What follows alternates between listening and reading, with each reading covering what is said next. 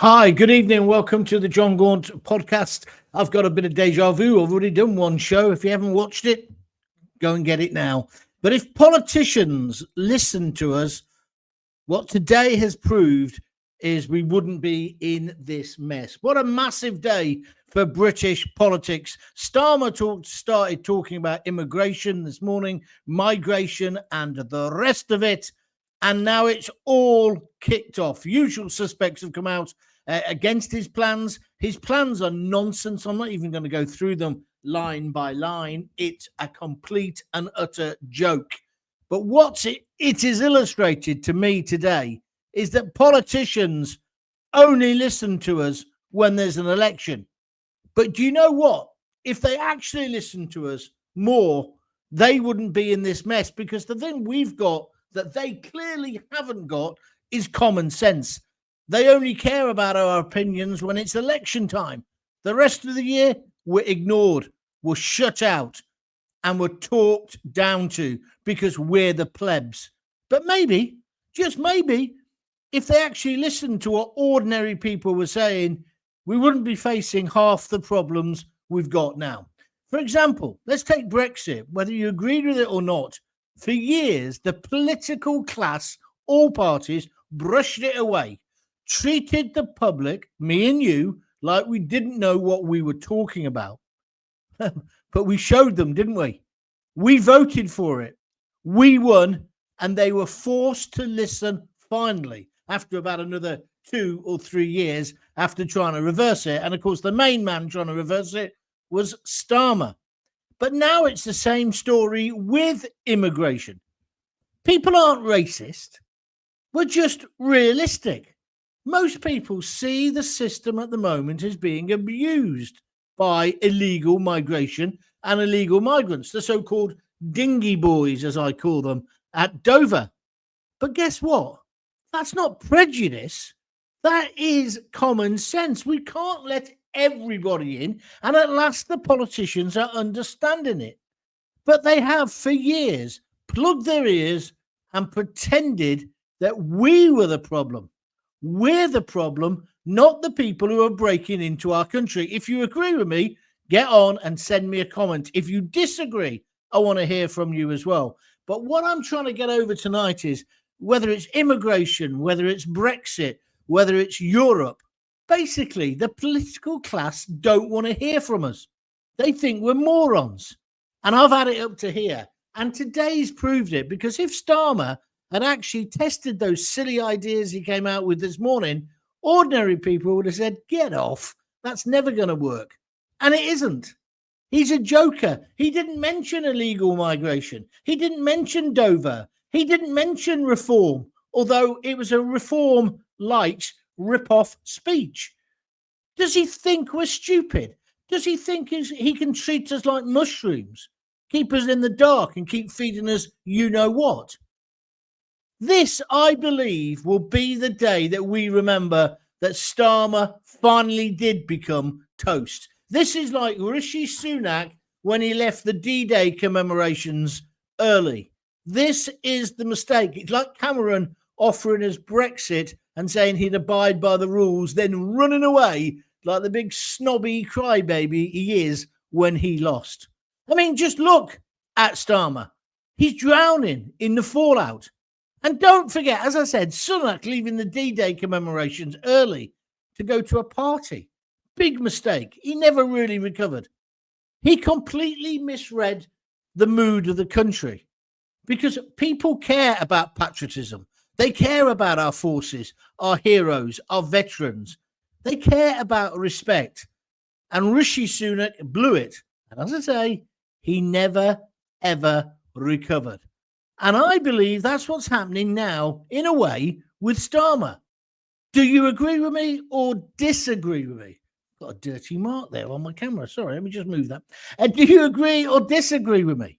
Get talking to me now on the comments, because today I'm talking about the disconnect between the political establishment, whether it's Tories or whether it's Labour.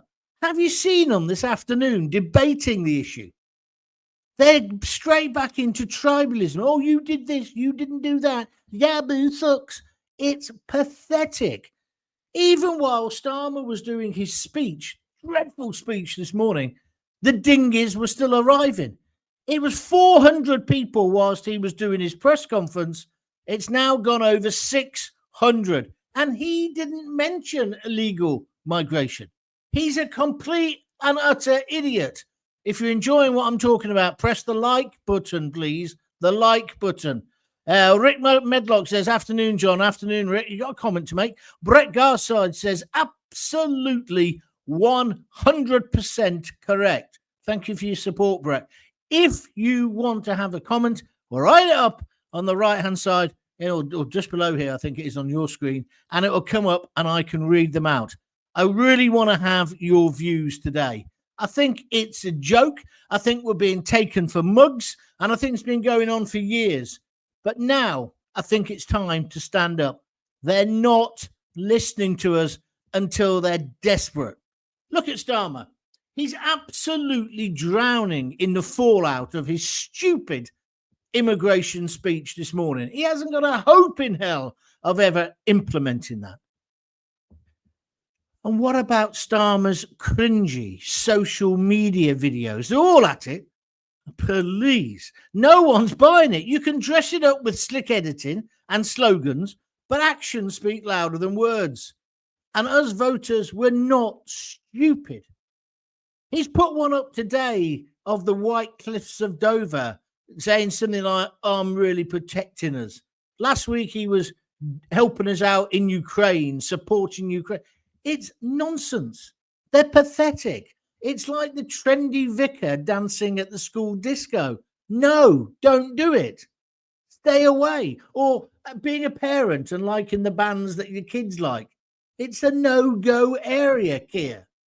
Today, you've come over as a total fool and a buffoon, ably assisted, of course, by Yvette Cooper, who got into Yaboo Sucks politics this afternoon until Farage stood up. He's the winner in all this. So maybe if established politicians, tell me if you agree with this, actually asked us what we thought before slashing things like the winter fuel allowance, they wouldn't get themselves in this mess. I mean, you could have asked anyone down my boozer on a Friday night, do you think taking the winter fuel allowance off pensioners is a good idea? Now, you might have had a few people saying, well, actually, I don't really need it. In fact, I did have a mate who said, I don't need it, so I wouldn't mind. But the majority of people just go crazy because that 300 quid means a lot to them. It means nothing to a man who doesn't even buy his own suits. It means nothing to a cabinet who get freebies for Taylor Swift concerts. Going back to my point a minute ago, don't like the bands necessarily your kids like. And also it just makes you realise these people, they probably never had to choose between heat and meat. They probably never sat there with a hot water bottle on their lap. I remember sitting on a hot water bottle doing my A-level revision because my dad wouldn't turn the heating on. They've never been in that situation. They're just not like us. And of course, they take their advice from SPADs, special advisors. And this is all the parties. And these are young kids with a little bit of stubble straight out of university with no common sense. The decisions are made in back rooms by people who've never struggled, never worried about meat, never worried about heat, never worried about whether they can have that holiday in Salonika. I know I keep saying this, but it's true. And this is the problem. And you know what really gets me? The word populism. It's treated almost as if it's the see you next Tuesday word in the world of politics. But what is populism? Surely it's listening to the people and doing things that are popular with the majority, making laws for the majority rather than the minority, speaking in plain English, caring about what matters to normal working class families. Oh, on that subject, somebody sent me a tweet earlier saying he doesn't call people working class because he doesn't know what working class is. But going back to my point, if all those things are populist, then maybe we need a bit more of it. Then maybe we wouldn't have the fiasco at Dover. And then the so-called special advisors that I've just mentioned, half of them look like they've just finished university. They've only just started to shave. What do they know about life at the age of 24, 25, 26? Special advisors should be 40, 45, 50, maybe divorced. I don't know. Just lived a bit. How do they know about scraping by, juggling bills, and the real world pressure? They live in the same bubble as the politicians. Real life doesn't happen. It doesn't happen in Whitehall offices or in their think tanks. Real life is what you get up to, how you live your life. Do you see where I'm coming from in this podcast? I really want you to contribute to it as well. Tell me what you think, because I think today we've just seen politics personified. Everything that is wrong with modern politics happened today. I'm not going into the detail of this speech. If you want to bore yourself to death, you can later. I did make a podcast earlier about it if you want to look at that, and it's going gangbusters. Let me tell you, loads of people are downloading it. But the basic problem with what Keir Starmer's saying today is he doesn't believe a bloody word of it. Now, I know you're going to say, Gaunty, they never believe what they're saying. No, but this is a prime example. He was a reformer. He wanted a Remainer. He's a reformer today. He wanted to stay in the EU even after we had the vote. He doesn't believe in getting rid of the ECHR. I'll give him that. He was honest about that today. He said, no, we're not going to get rid of that. Well, how are you going to stop it then?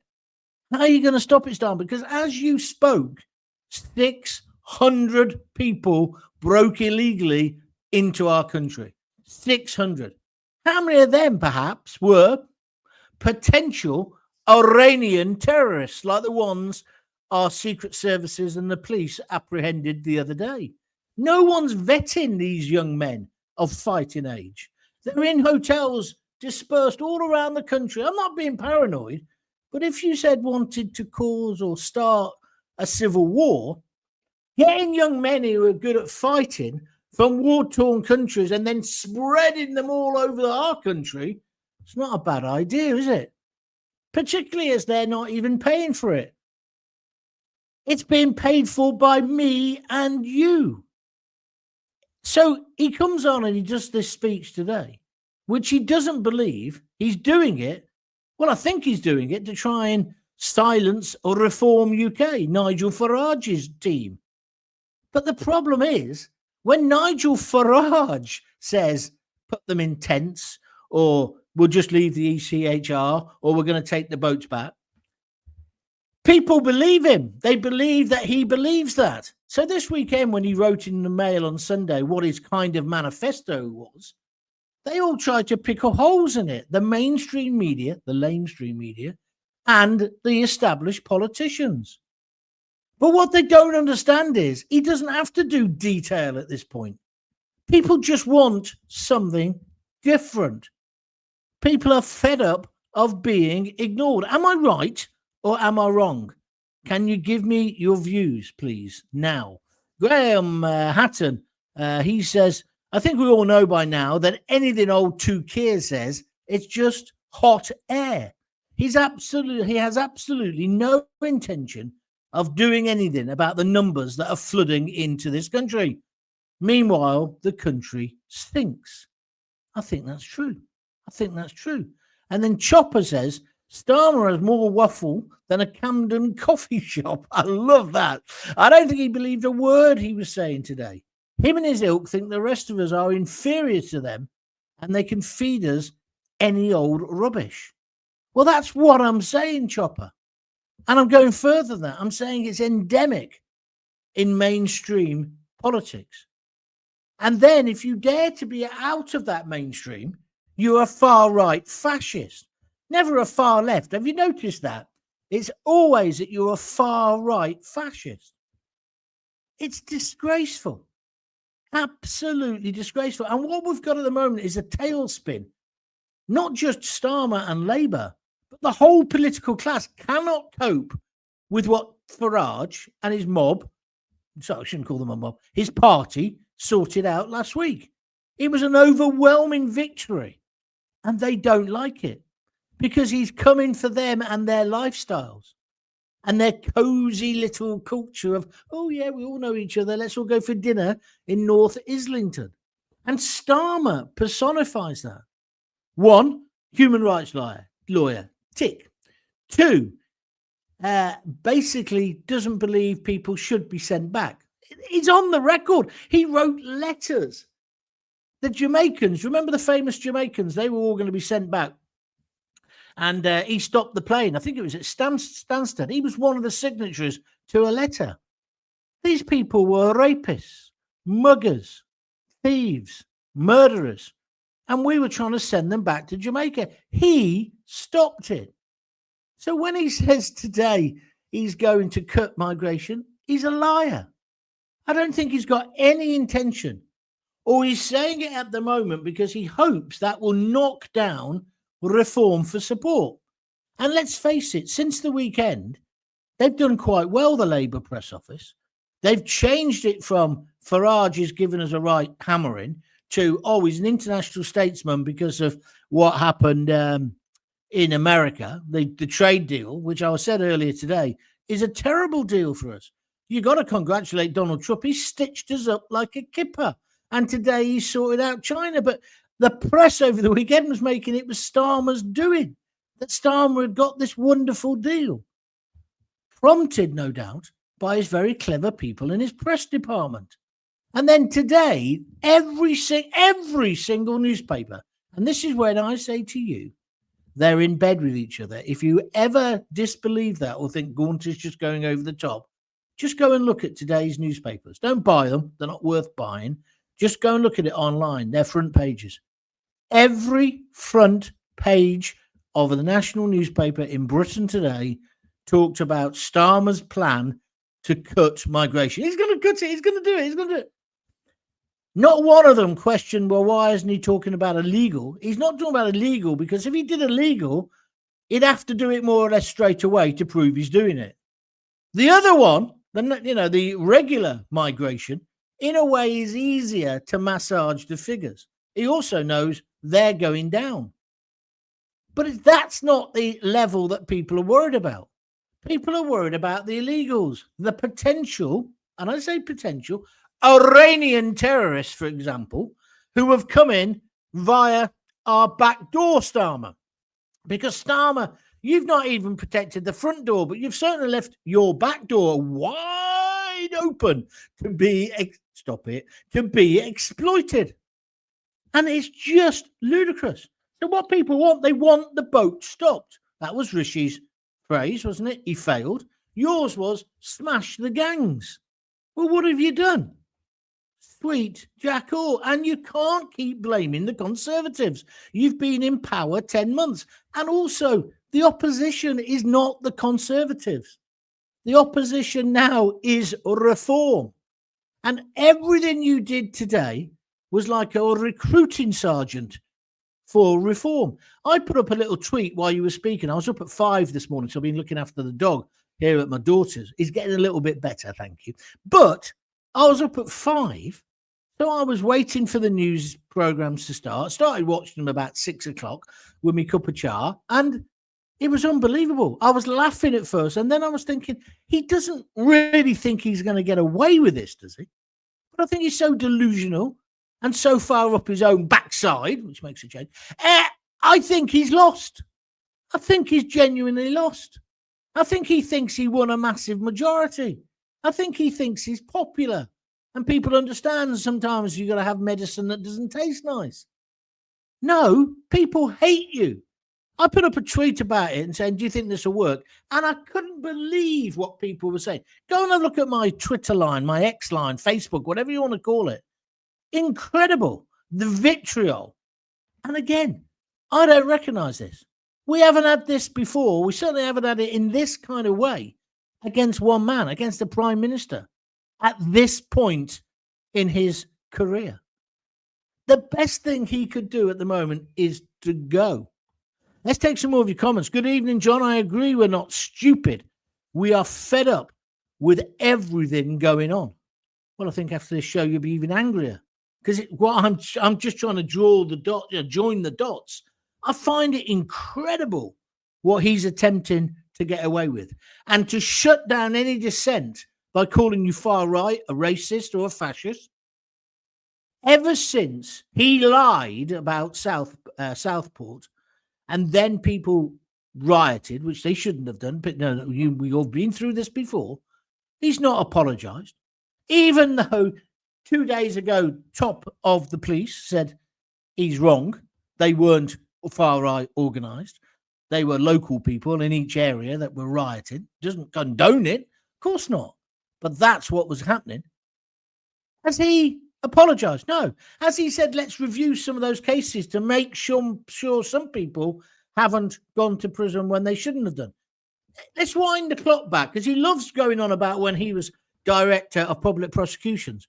I wonder if one of those cases came over his desk and it was a left-wing cause, whether Starmer, chief prosecutor, I stand by my record, whether he would have taken it up against the British government. You know, like some leeching lawyers are at the moment are doing with our brave soldiers in Ireland. Now they're pensioners, yeah? They're having a go at them because of IRA, Sinn Féin. No one's asking what they did or how they caused the problem. It's just ludicrous. But Starmer would have been representing these people. Starmer, if he is a real lawyer and human rights person, he can't be satisfied that those people got justice. Because a real lawyer says, well, I don't like what they've done. I don't like who they are. I don't like what they're accused of. But I am going to represent them. Do you see where I'm coming from? Rick Medlock says populism is turning out to be correct. Understatement to the week, Rick. But you're right. They don't like it up them, do they? They told us we were wrong. Well, clearly we're right. The country is at breaking point. Doctors' appointments, the roads are packed, get your kids into schools. The whole fabric of Britain has changed. And what I hated most about Starmer, well, it's hard to decide what I hated most, but one of the other things he went on about today was he said this was all the legacy of 14 years of Conservative rule. Well, problem is, mate, I've been doing talk radio for 30 years now. And I remember the Polish plumbers. And I remember, in fact, I interviewed Tony Blair and Mandelson. I interviewed all of these people. When they decided that they were going to have free access, other countries, Italy in particular, I remember, said, no, we're going to put restrictions on how many East Europeans could come as they expanded the EU. All goes back to Ukraine in a way, this sort of story. But anyway, not us. No, anyone could come. And that's where the whole cliche of the Polish plumber came from. And they worked hard. I've got a mate who runs a very successful building company in London. And he said he couldn't exist without that influx of Europeans. He says they work like mad and they're very loyal, etc., etc. So I'm not attacking individuals who came, but they definitely deflated wages of ordinary working class people in this country. And then we relied on all this cheap labour, haven't we? I remember when I first went to BBC London and working down there, and I went to get a sandwich, and there was a foreign guy in there. Hello, Gwen Wilson, 100%. I think that means 100% agrees with me. That's what I like to hear. So the guy asked me what kind of sandwich. I said, I have a beef sandwich. And I remember, I'm an oik from Coventry. He said, what kind of bread do you want? I said, what do you mean? Brown or white? He said, no. And he went through about 15 different types of bread. This is Marylebone High Street, right, that you could have. I hadn't heard of most of them. In fact, most of the sorts of bread I thought all played for Arsenal. Then he goes, what beef do you want? I said, well, roast beef. He said, well, salt beef, this beef, that beef. Anyway, great sandwich shop, lovely sandwich, reasonable price, right? But I made the point. It's okay getting all these people in so we can get a nice sandwich. And at that time, I was living in Northampton, and I had my Jag at that point. And it was lovely to be able to get my Jag cleaned for peanuts, and lovely to get your windows cleaned, and lovely to get a plumber, and da-da-da-da. And I said, but the only problem is, what if these people ever go home? Or why are we training in our people to do these jobs? And then we got them to be baristas, and then coffee became good, didn't it? Everyone walks down the street with a cup of coffee in their hand because some European is being paid peanuts to make it. Very skilled job being a barista, by the way. Anyway, that's what happened. And it was kind of, again, unsustainable. So when he says it was all the Tories who did this, he's wrong. Mandelson is on the record as saying we wanted to rub people's face in diversity. And then we had all this thing about, I remember interviewing one of those clowns. It might have been Gordon Brown. And I said, well, surely if you've got to come into the country, you've got to be able to speak English. No. And another bloke I did was the Lord Mayor, the elected mayor of where they built the Olympic Stadium. He was bragging to me there were 300 different languages spoken in his borough and in his schools. I said, is that something to boast about? I said, surely every kid should be speaking English, certainly within 6 or 7 months of being in the country, and so should their parents. Oh, I was a fascist. I remember I got a rollicking off BBC London for that. You can't say things like that. We're a diverse community here. We're trying to get... I said, well, you're not a diverse audience, are you? Let's be frank here. You're not. But I was just telling the truth. It isn't a good thing to brag about it. It's good to say we've got all these different cultures and they can speak other languages, but they've all got to speak English. I remember at the time people saying to me, I'm glad you said that, John, because I mentioned that to a teacher and I got a bollocking as well because they said I was being prejudiced against the foreign kids. I was just saying, no, I think they might be holding my kids back if the teacher's having to slowly explain everything to them. That's just, again, goes back to that word, common sense. So this idea that it was the Tories, and I'm not giving them a free ride, by the way. Boris opened the doors. Boris would have had everybody in Britain. And again, when I was on BBC London, I interviewed him, and the clown was suggesting at that time, before Sadiq Khan, don't forget this, Boris wanted an amnesty. Everybody who's already here, they can stay. I said to him, how's that going to be workable then? It's just madness because they don't live in our world. So I couldn't believe that Starmer was still blaming the Conservatives without any mention of Mandelson, without any mention of Blair and what they did, or Blair's wife, for God's sake. They're the ones who put the human rights there that he's now moaning about, that they're exploiting that system, which used to pay his wages as well, to stay in the country. They think we're stupid. We've got to remind them that we're not stupid. Anyway, Fraser Ford, they've shown their cards and they want to push us to supporting the war movement. But I don't want war, but civil disruption by crime, and we will have our own war. And in Britain, you're right, we'll have to keep our own streets and schools safe because of all these weirdos. I quite like that. Thank you, Fraser. Who's this? Andrew Brearley. He won't leave his mates behind at the ECHR. And to say it's not his fault for not being able to deport any of them, it's just mad. It is just mad what is going on. Absolutely crazy. And still they come. And what's he doing to stop it? If you're enjoying what I'm saying and you like my shows, I did a cracking one this morning as well, just because I was so angry about all this. Have a listen to that or a watch of that. You can either do it on the podcast when you're walking the dog, or feel free to join my channel, John Gaunt TV on YouTube, and it's free to subscribe. Then you'll know about all the times I'm broadcasting, and you'll be able to look back through the whole archive. If you think it's any good, feel free to give me a reward on YouTube and give me a gift. It's dead easy to do. Just press that little heart at the bottom of here, and you can donate anything from £1 upwards. Also, likewise, if you want to buy me a coffee, it's www.buymeacoffee.com. We've now changed it so you can actually buy a beer, but you get the idea. Worryingly, did I hear Vet Cooper say they're bringing in digital ID? Yes, you did. They're bringing in digital ID. I'm caught on this one, if I'm honest with you, Gwen. They're bringing it in for foreigners. So anybody who's here on a work visa, they will have to have a digital ID so that the police know who they are. But it's only a thin line, isn't it, between that and you having one as well. Gwen also says it's only 2 years since all the MPs in Labour signed a letter to stop that deportation. I presume you're talking about the one I was to Jamaica. Absolutely. You're right. You're absolutely right. It's just ridiculous what is going on.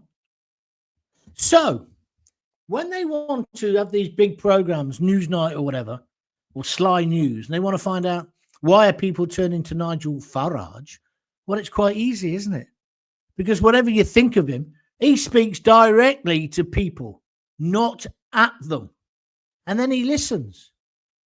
And then he says the quiet part out loud. He does say, remember that old phrase? I think it was the Tories who did it.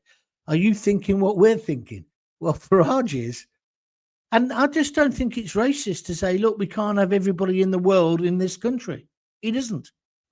So this disconnect between the public and the political elite, it's never been wider. It's never been wider. And they got a smack across the cheeks last week, but it's going to happen again. If there was a general election in the next 6 months, Farage would walk it. Why don't they start paying attention? Why don't they listen to us? Because if they don't, do you agree with me? They're in for another shock. And the next shock will be much bigger than Brexit. I just don't get it. I don't.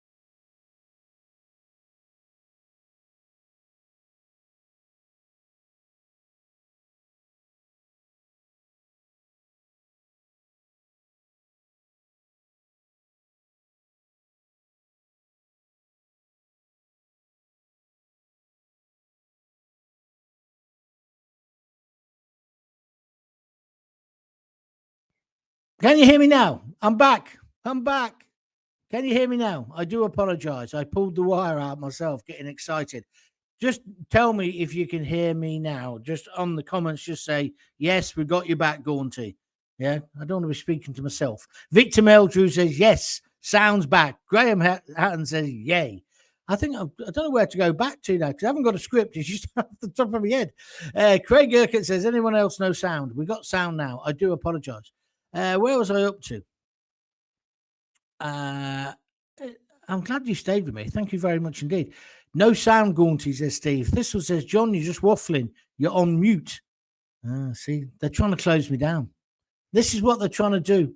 Victor Meldrew says, we didn't hear past Steve's message and John Gaunt TV. Okay, let me see where that was. That's where that is. Oh, there's loads of comments now. Hang on a minute. Enid Patricia, she said, there's 600 here. Well, yeah, I read that one out. Right, let's go here then. Graham Hatton, one of my fans, says, it's me. Is it me? Was the sound gone? Well, yeah, the sound went, but we got it back now, so I do apologize. I made that comment, and now the sound ain't working.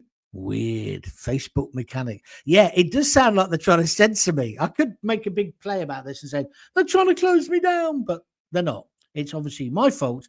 I think I got a bit excited, and I pulled the wire out. I think dark forces are afoot, says Graham. They're tinkering with your broadcast because it's getting too close to the truth. Well, it's not getting too close. It's absolutely the truth, isn't it? Huh? I'm absolutely saying what other people are scared to say. Let's finish off then with some comments. Anybody else now want to talk to me and tell me what else? Oh, Craig Urquhart says it was so bad I nearly bought a new phone. Thank you. Very good indeed. Victor Meldrew says, got a new sub for it anyway. What does that mean? Did you? Have you sub for me? Thank you very much indeed. If you do want to subscribe, feel free. That is free, completely free on John Gaunt TV YouTube channel. I'm just trying to build the numbers. It's always going to be free. But if you want to contribute, you can either buy me a coffee. So you go to www.buymeacoffee.com/John Gaunt, or you can just contribute anything from £1 upwards or £2 up anyway, just by doing it on Facebook, YouTube. I've lost my way now. I'm sorry about this. So let's just go back then to where we are. Starmer today lied like mad. The whole premise of what he did was a lie. He is not going to reduce migration. He isn't. He's certainly not going to stop the boats or smash the gangs, because he isn't. That wasn't even on today's agenda. Interesting that what one of the people said on here, which was, is it true they're bringing in digital ID? I'd forgotten that. Yes, they are. Yvette Cooper talked about it today, but only for foreigners. Why? And how long before we all have to do it? I am scared stiff. You know, the Co-op this weekend, they got hacked, so you couldn't use your cards in those shops. I use cash most of the time, mainly because no bank would touch me. I'm worse than Farage. I've been debanked by everybody, me. But it's a worrying time, isn't it? But Starmer is not going to achieve any of those objectives. He doesn't believe in them. He was lying, absolutely lying. And he's got away with it. Just like he got away with what happened in Southport. Just like he got away with calling us all far-right thugs. No one's picked him up on it again. Just like he's got away with, we all want to help Ukraine. I don't. Victor Meldrew says, I did, my mate. Did listen to you in the past on the radio as well. Thank you. Fraser says, it's another great video. Thank you. Well, I'm finished. Thanks very much. I'm sorry about the technical fault. But tell me quick. When we get a phone-in part going, you'll be able to ring me up and tell me, I can't hear you. All right. But I've done 2 today. The one earlier is like the companion piece to this. Have a listen or a watch of that. You can listen on the podcast or you can watch it on replay. One lady said, oh, no, I missed this. I didn't know you're doing it. Well, if you subscribe to YouTube, to the John Gaunt channel, which is free, every time I plan one, it's normally an hour before, you get a notification saying John Gaunt's going to go live. And you don't just get it in YouTube, it comes to you on a sort of texty type thing. So that's the way to make sure you don't miss any. And then when you're there, if you want to donate, you can as well. So that'd be good. So that's 2 shows today. I've enjoyed both of them. And I'll be back tomorrow. I think there'll only be 1 tomorrow at 6:30. Unless something happens. We shall see. Maybe Starmer will resign. Oh, just on a separate note, Starmer's house has been attacked, or it looks like it. That was breaking news just before I came on. I just think that's terrible. I really do. And I hope the police are on top of it and the security services, because that's not what we want at all, is it? I shall be back with you. Alan Boland says, yes, unfortunately, the sound's back. Well, thank you, mate. But I think the joke's on you, because you're wasting your time listening to somebody you don't like. Anyway, I shall see you soon. If you've got kids, give them a kiss, give them a hug. Hey, hey, hey. Don't forget to tell them you love them. See ya.